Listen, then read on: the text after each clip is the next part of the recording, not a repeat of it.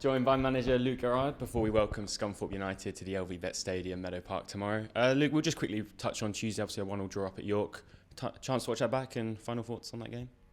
Yeah, I didn't think we warranted to win a game of football, as I suggested on the evening. I think they went and rallied, being York. They got the goal.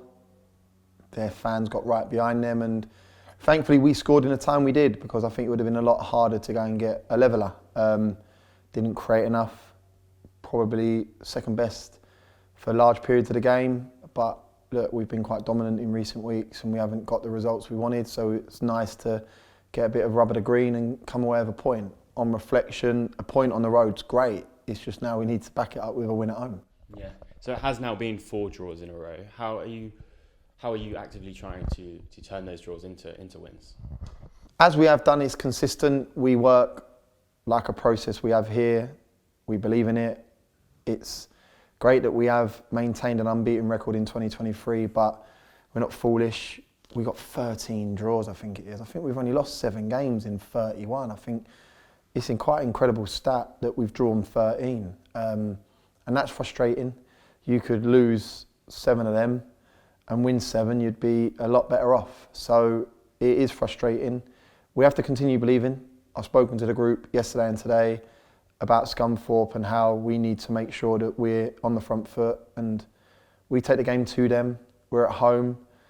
I say it year on year, if you win your home games and draw your away games, you're going to be very close to winning the league. And our away record, I think we're 3rd in the division. I think we're 15th, 16th in the home form.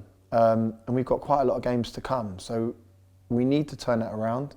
We need to maintain our away record and we need to ensure we're better at home. And we got Scunthorpe on Saturday and Dorking on Tuesday, and hopefully, fingers crossed, we can get maximum points. Yeah, so Scunthorpe obviously tomorrow. Have you watched much of them this season, and what's your assessment of them?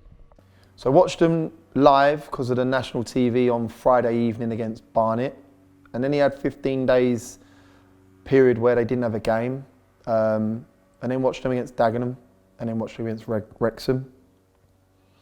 I think they're a totally different beast. I think he's already implemented what he wants from the group. Like speaking to my chairman today, it would have been nice to play them 3-4 weeks ago when they hadn't implemented the changes and brought in the personnel that they've brought in. But that's not the case. And yeah, they come here with some real good personnel. Watching them against Barnet, it was, I think, 2 days into his leadership. Since then, against Dagenham, I thought they were very productive. And I thought it was unfortunate against Wrexham. I thought they were very disciplined in their shape, well organised, got good ability across the board. Pew's a whisker away from, I think, taking the lead against Wrexham. But yeah, for us, it's about how we go about our business. We know what shape they're going to play. To an extent, they changed it slightly later on in the Wrexham game.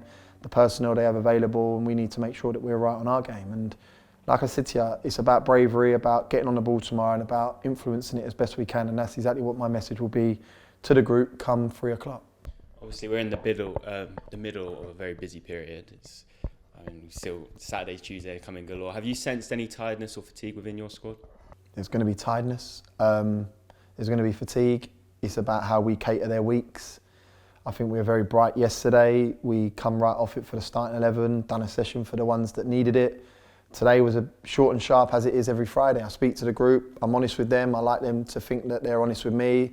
We leave it quite open to the ones that need a second-day recovery. I know that they're not going to pull the wool over my eyes or this football club's eyes, and there's personnel in there that maybe need 2 days recovery to ensure that they're best and available for Saturday. But we cater their weeks. They're professional athletes.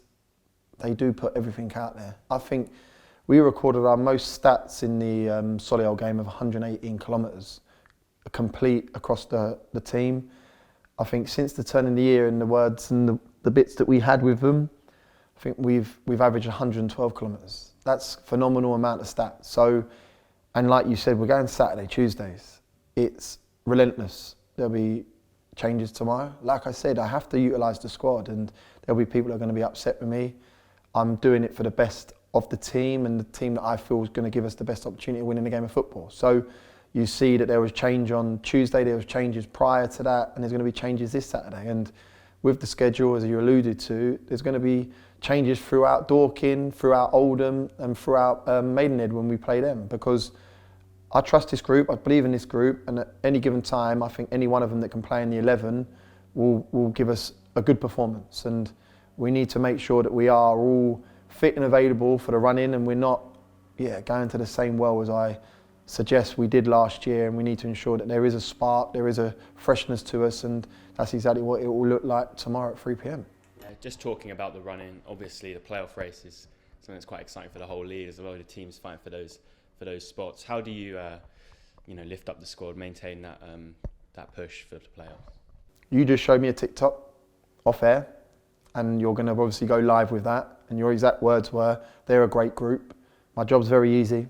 My job's very easy. The environment we set up here, and that's from the top down, and I mean the top down to myself. The environment's a good environment. Like I said to you, you're here every Friday, every Tuesday, and you see it, live it, breathe it. And lifting them, there was frustration on Tuesday evening because they felt that they didn't perform to the level, and there's been frustration in the 4 draws that we've spoken about. But not one of them are not putting on a shift in, not one of them are not collaring, not one of them are working hard. And the minute they don't, then I'll be on them like a ton of bricks. But coming into work's a pleasure for me. It's a privilege. I love this club and I love this dressing room. And like you said, it's nice to be a part of it. So lifting them, I don't think I have to do that. They lift themselves. We got good staff in key areas that do that, and that's class from us in terms of who we recruit from our staff to our players, and it's profiling. That's what we do. When we bring people into this building, they need to be the right people.